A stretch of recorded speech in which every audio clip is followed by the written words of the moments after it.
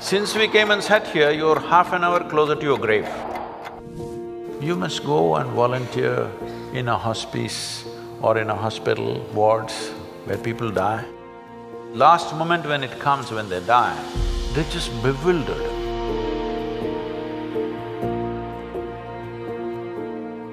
My question is, suppose humanity makes it past this very tumultuous phase we're in right now, what would we do if we reach an ideal society where everyone is peaceful and together?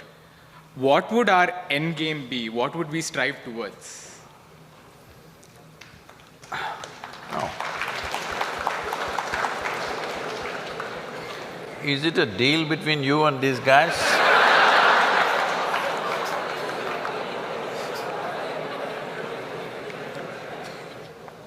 See, look at it this way, because you can't really figure what all these people want. Look at yourself. Right now you're thinking you want to become an engineer. Let's say right now I make you an engineer, this moment. Then you're thinking you need a job, I got your job. Then you're thinking you need a promotion, I got you. Then you think you need an award, I got you. Then you think you need wealth, I got you right now. Everything that you can dream of, I got you right now. What do you want now?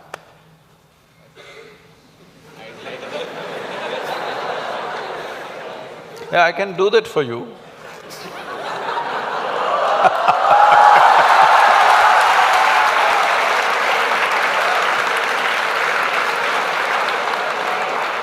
Let's say I want a job. Huh?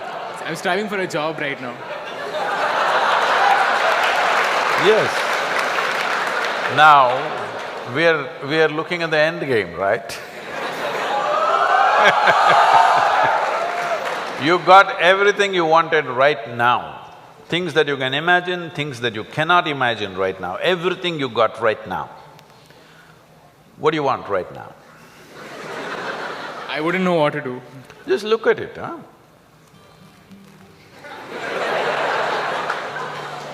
See, when you say this, what it means is, all you want in your life, what you're seeking is struggle. To get a job, it must take 3 years, then you will feel, wow, I got a job. Look at all the people who have good jobs, look at them walking on the street. Are they going blissfully, dripping ecstasy? Hello? Miserable guys, they're getting blood pressure, going to work. They're getting all kinds of ailments, they're freaking out. Yes? So what do you want? Is there a girl here?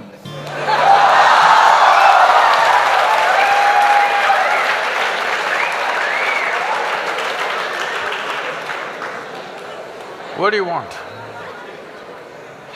I don't know anymore. That's good.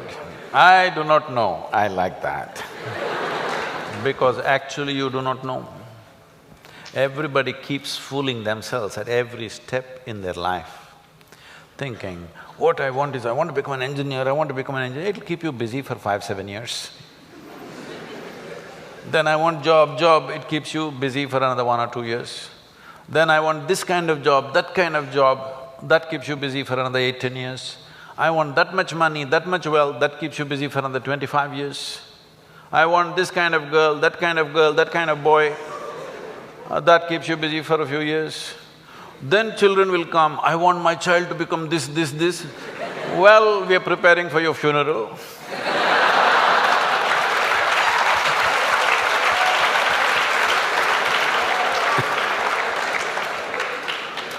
You need to understand just this.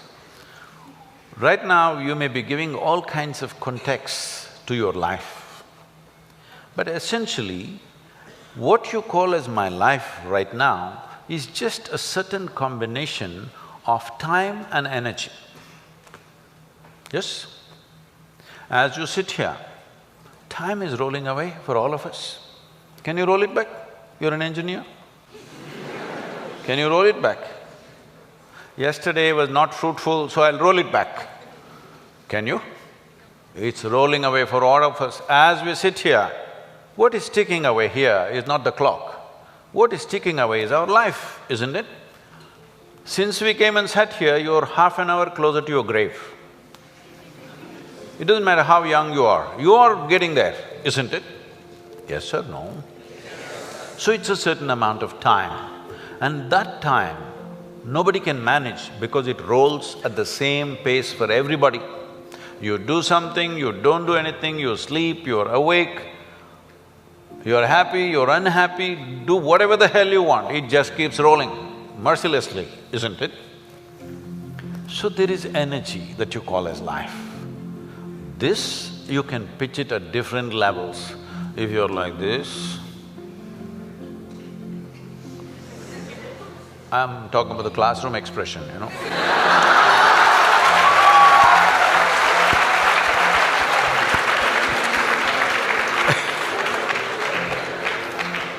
If you're like this, 24 hours feel like 1,000 years.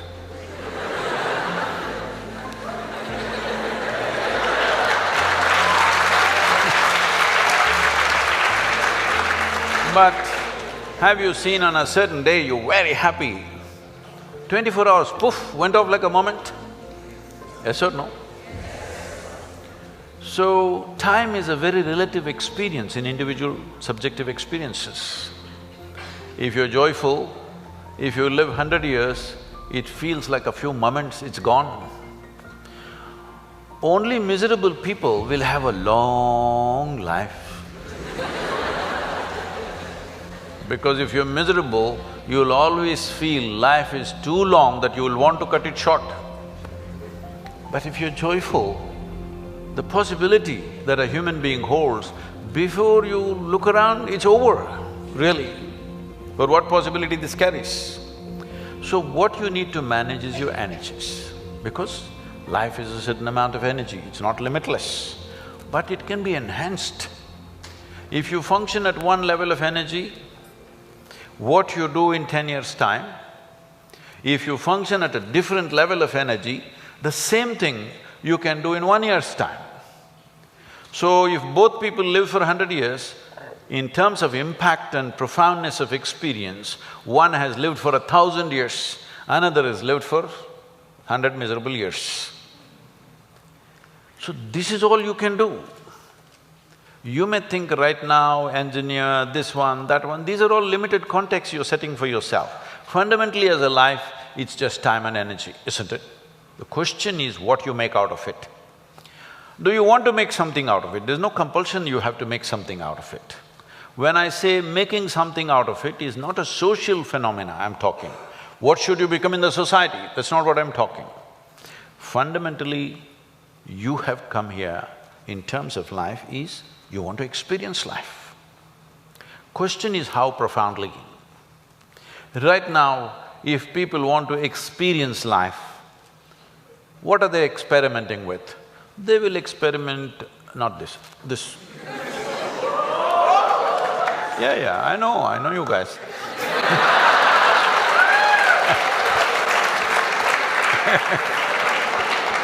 Or they'll experiment this, or they'll experiment something else.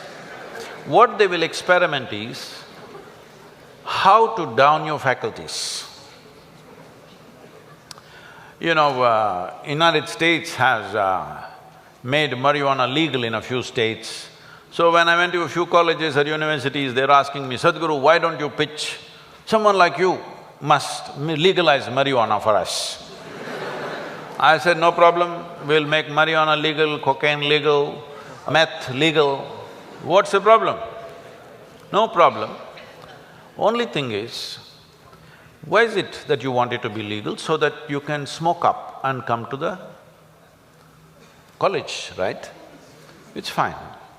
But let's say you want to fly a small airplane, the pilot comes smoked up. You want to fly with him?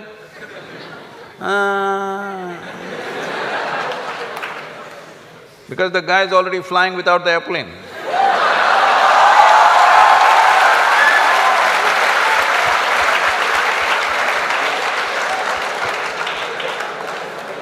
Okay, you're not getting the point. You need a major surgery and the surgeon comes smoked up. You want this surgery? Oh no. Then you clearly understand this lowers your faculties. I want all of you to look at this. Do you believe you can enhance life by lowering your faculties? Hello? If you want to enhance this life, you must super enhance your faculties. That's the only way you can enhance this life. You cannot lower your faculties and think your life is getting enhanced. What kind of stupidity is that? Simply because it makes you a little like this. I can make you feel like this all the time. How's that? No substance, I'm always like this only. Look at my eyes, I'm stoned. Yeah. Never touch a substance but fully stoned all the time. Because I want you to understand this, the greatest chemical factory on the planet is here. If you are a good manager of this, you can create any experience that you want from within and also heighten your faculties. If you are having an experience, even to experience that, your faculty should be heightened, isn't it? Is this the greatest chemical factory on the planet, most sophisticated? Do you agree with me? Are they chemical engineers? So I'm asking, how are you managing your system? What have you done?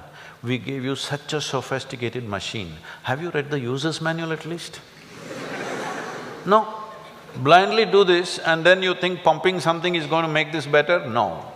Believe me, the only way you can enhance this life is that your faculties are super bright. The way you see, the way you hear, the way you smell, the way you taste and the way you touch. If this is enhanced, is life enhanced in many ways? There is much more to it, but I'm saying from what you know from your experience. Suppose you could see twice better than somebody who's sitting next to you, is your life enhanced? If you could taste better than other people, is life enhanced? If you could feel better, is it life enhanced? If you could hear better, is life enhanced? On this level you understand this, but there are many other dimensions of human faculties. If you enhance this, if you sit here, you will be blissed out simply sitting here. You wouldn't want to touch any damn thing because just sitting here is the greatest experience of your life. So, about what is the end game? If you had everything, what would you want? If you had everything that you can ever dream of, everything is right here, what would you want? You must think, isn't it? I won't supply you with an answer. If you do not invest that much thought into your life, that means you're super short-sighted. Hello? This happened to Gautama the Buddha. You heard of Gautama the Buddha? Because of some astrological prediction that his father heard, that he may either become a great emperor or a great sage, and he wanted him to become a great emperor, he protected this boy and put him in a separate palace where it's all luxury, everything that you can dream of, everything there. Got him married to a very pretty young woman, everything on. No, he should not see any suffering. But one day he just went out. He saw one old man and he asked, why is this guy like this? You know, his chauffeur or his chariot driver said, oh, everybody becomes like that after a certain time. He said, what, me? I'm a young prince, will I become like that? Hey, yeah, everybody will become like that. It shook him. Then he saw a man who's suffering with some kind of disease, ailment. So why is that guy like that? Said, it'll happen to a lot of people. Who it will hit, there is no prediction. Anybody can become ill. Most people think it happens to other people. No, it can happen to us. Hello? And then he saw a funeral, a dead body. So what is that? He said, that is inevitable, everybody will die. Do you also know? You will also die? No, because most people believe other people die. No, intellectually they know, but they think they're forever. No, you must be conscious, you're mortal. Mortal means you have a limited amount of time and energy. If you're always conscious about this, how would you organize your time and energy? You decide. If you're conscious about it. If you think you're a superhuman being, you're not going to die, other people will die, all the best.